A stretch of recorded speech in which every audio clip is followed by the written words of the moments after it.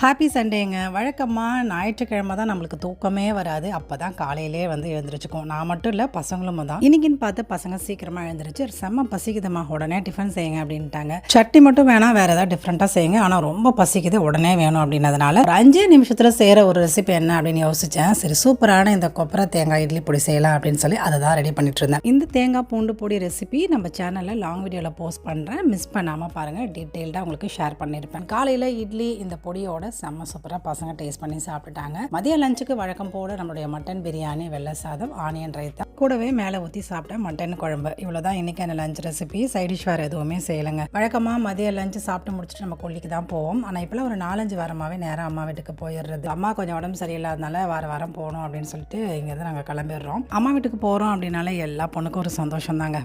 வாரம் போகிறோம் அப்படின்றத விட தினமும் போனால் இன்னுமே சந்தோஷமாக இருக்கும். இந்த விஷயத்தில் என் வீட்டுக்காருக்கு நான் ரொம்பவே வந்து நன்றி சொல்லணும். ஏன்னா இப்போ இருக்கிற பிஸியான காலகட்டத்தில் அவங்கவுங்க வேலையை பார்க்கும்போது உடம்பு சரியில்லாத இந்த நேரத்தில் தான் போய் பார்க்கணும் அப்படின்னு சொல்லி வாரம் எனக்கு கூட்டிட்டு வந்துடுறாரு. அதுவே ரொம்ப சந்தோஷமாக இருக்குது எனக்கு. அது மட்டும் இல்லாமல் அவங்க கூடயும் கொஞ்சம் நேரம் ஸ்பெண்ட் பண்ணது இன்னுமே கொஞ்சம் சந்தோஷமாக இருக்கும். அதுக்கப்புறமா அவங்களுக்கு நைட்டு டிஃபனை செஞ்சு வச்சுட்டு நாங்களும் வீட்டுக்கு வந்துடுவோம். ஸோ இன்னைக்கு சண்டே எங்களுக்கு இப்படி தான் போச்சு. இந்த வீடியோ பிடிச்சிருந்தா மறக்காமல் சப்ஸ்கிரைப் பண்ணிட்டு ஒரு லைக் அண்ட் ஷேர் பண்ணிடுங்க. நாளைக்கு இன்னொரு மினி விளாக்ல பார்க்கலாம். தேங்க்யூ.